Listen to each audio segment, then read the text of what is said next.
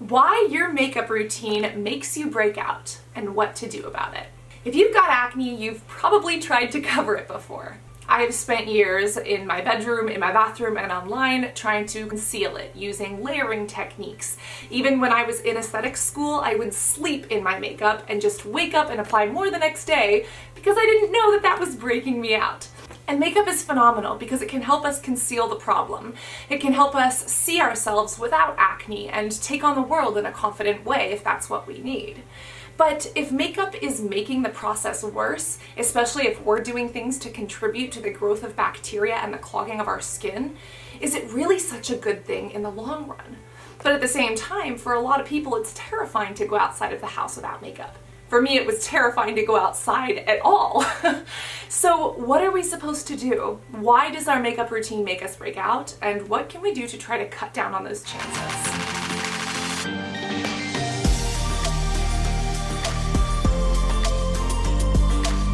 There are two main reasons that people's makeup routines make them break out. Number one is the bacteria, and number two is the buildup. The P. acnes bacteria lives in our skin naturally, but for people who suffer from breakouts, they usually have a major overproduction. And when it comes to bacteria, we need to talk about our brushes. I want you to think about this. We've got acne and bacteria on our face. We use a makeup brush or a cosmetic brush to apply some sort of product. The bacteria and the oils get transferred from our face onto this sponge or onto this brush. We then plop these into a makeup bag, a nice, moist, dark, wet, damp environment, and we keep it warm in our car or in the nice, moist air in our bathroom. So it sits there, it grows some bacteria like a literal petri dish, and then we take it out the next morning, and what do? We apply this right back onto our face, transferring and spreading all of that bacteria and all of those microbes all over our face. This is why it is so advised to wash your makeup brushes every single time you use them. This is why makeup artists have to wash and sanitize their makeup brushes after every new client. But as you know, cleaning brushes is difficult because even once you do, you can still get pigment that stains them, or even if you cleaned them, did you clean them completely? Because bacteria can hide all the way in those bristles. So when it comes to the bacteria issue, what can you do? You could clean your brushes after every single use and spray them down, or you could explore hygienic makeup, such as ones that use air delivery or air misting systems as opposed to brushes. Now there is airbrush makeup out there, but I personally have not been a huge fan of it because it's not practical for me. They're usually these large devices that you have to plug into a wall and I can't travel with them, etc. This is mineral air that's come out of Japan, and it is literally a lightweight air misting system that is the size of a glasses case or a sunglasses case. You can take it with you on the go and it charges with a USB, and there's absolutely no bacterial transfer. When you apply this, you don't actually touch it to the skin. The system is set up in a way that you have your foundation, your 4-in-1 foundation, and then you have the actual air misting or delivery system. And as you spray this onto your skin, there is no contact between the actual applicator and your face. So there is no transference of bacteria from your skin into the product. So even if you do just leave this in your bathroom, or you're like me and you just leave it in a hot car, there is no facial bacteria or P. acnes bacteria that could start growing in here. The second thing we need to discuss is blockage. If you've watched our skin science video on the 4 causes of all acne, you understand inflammatory acne is caused by a plug. The reason we get whiteheads and these big raised bumps is because there's something plugging the skin, and the oil, the bacteria, and all of that pus can't get out where it needs to go. Now, these clogs can be caused by many different things. It could be the skin's natural metabolism or keratinization. It could be that you're using your phone and literally putting it into your face, which can cause the spread of oil and bacteria and kind of push some of those dead skin cells over the top. But I hate to say it, it could also be your makeup. I was the self-admitted queen of cake face for like my last years of high school. I would just cake this makeup on because I didn't know what else to do.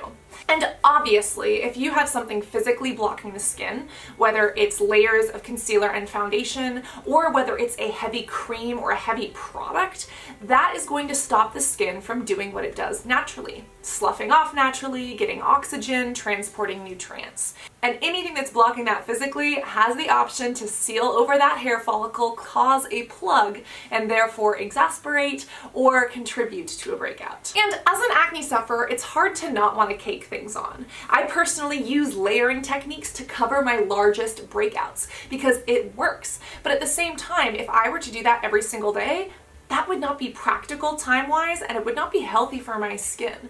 Putting all of this cake face on stops your skin from doing what it does naturally. And like I said, for me, thank God, I call my own hours. I don't feel the need to wear makeup every single day. So if I want to go cake face for a day, or if I want to do some amazing layering techniques for a special event, I can do that and I can remove it when I'm done so that I don't break out. But for someone who does this every single day, multiple layers, does a 12-hour day in their full face, or like past Cassandra used to just be a cake monster, that can cause some major problems because it stops your skin from doing what it needs to do naturally. Additionally, if you sleep in your makeup, that's almost always going to cause a clog. Your skin does a lot of repair while you sleep, and your skin really needs the access to clean air and the ability to transport nutrients, so never ever sleep in your makeup. Even non-comedogenic makeup can cause breakouts if you decide to sleep in it. What you ideally want to look for is a lightweight foundation that covers your skin that you can then go in and spot treat and add more coverage where you need it. The 4-in-1 foundation that I mentioned earlier is meant to be a primer, a foundation, a concealer, and kind of a pigment setter. And it is a light coverage that's made for all skin types. Now, is this going to cover the most severe cystic acne breakouts? No. But is this going to be enough to give someone kind of an even skin tone and then they can spot treat and add a little bit more where they need it and they can feel comfortable going throughout the day? I believe so. You know, we're all naturally beautiful in our own ways. If we all looked like each other, there would be no such thing as uniqueness or being special. And I think it's important to have makeup that enables us to feel confident so that we can go take on the world and do what we need to do to make our own personal difference. But we do need to let our natural beauty show through as well. This does that for me, and it gives me the opportunity to cover more if I need to. And I'm 26 now. I wish that I would have come to this realization when I was younger. You know, I would have saved myself so much money, so much time in front of a mirror, and so much mental stress trying to be perfect, when perfect doesn't exist. I can get a flawless finish and I can get a great look and feel confident, but I don't need to be plastic and absolutely imperfection free in order to make a positive contribution to this world. So, little Cassandra, 15 years ago, if I could give you one piece of advice, that's what it would be. The very last thing you want to consider when it comes to this blockage is your actual ingredients. There are so many fillers, so many chemicals and toxins that are put into our makeup.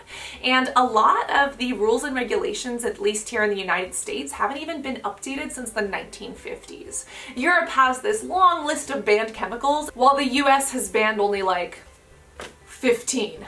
There are so many ingredients in our makeup that makes us break out, and people, not knowing this, are applying these to their faces every day, making the issue worse. Some of the worst ones that you really want to avoid are lanolin. Lanolin is literally sheep's wool. You know, like we get oily faces, so do sheep, and they take this oil from the wool and they put it in your makeup products because it's a cheap filler.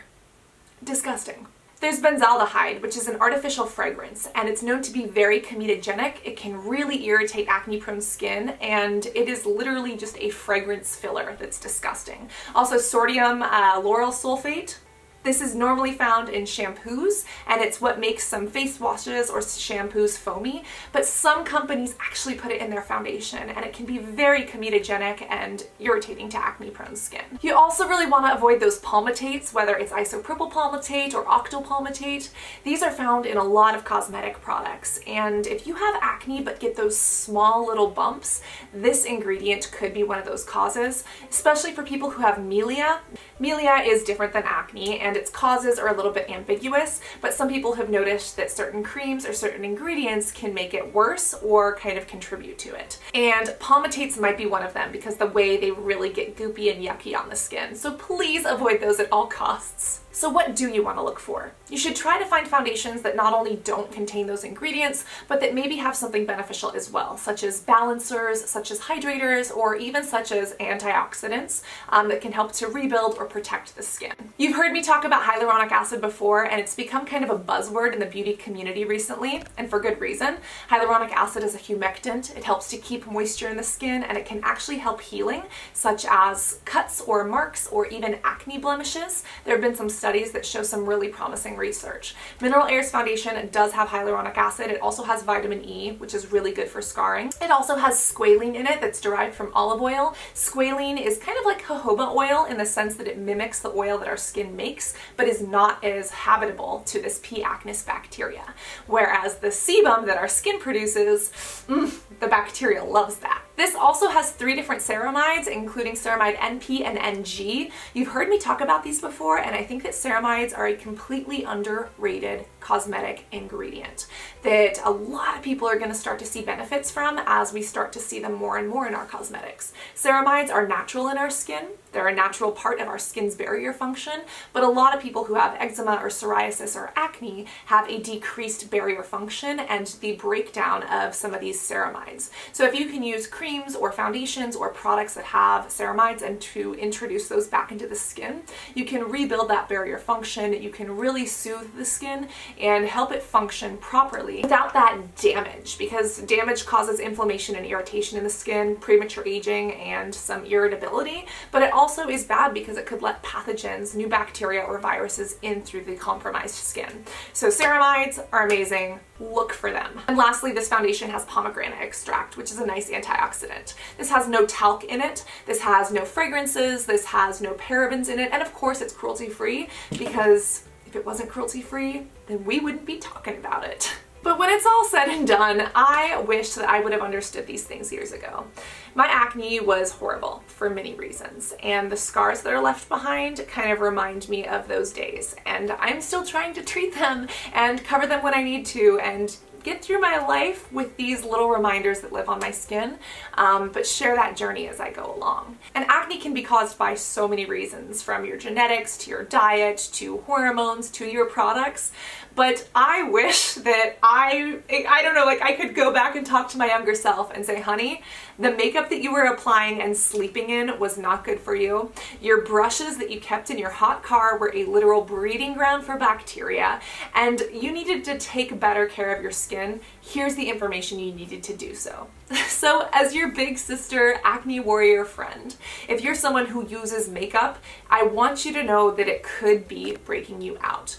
These are the reasons why, from the bacteria to the buildup, and here are some options about what you can look for or what you can do. Remember that knowledge is power, and we post skin science videos that will go into more detail on some of these topics, and if you do have a question about toxic beauty or something else that wasn't answered, please post it in the comments so that we can all have an open discussion, or that I can research it and put it in another video.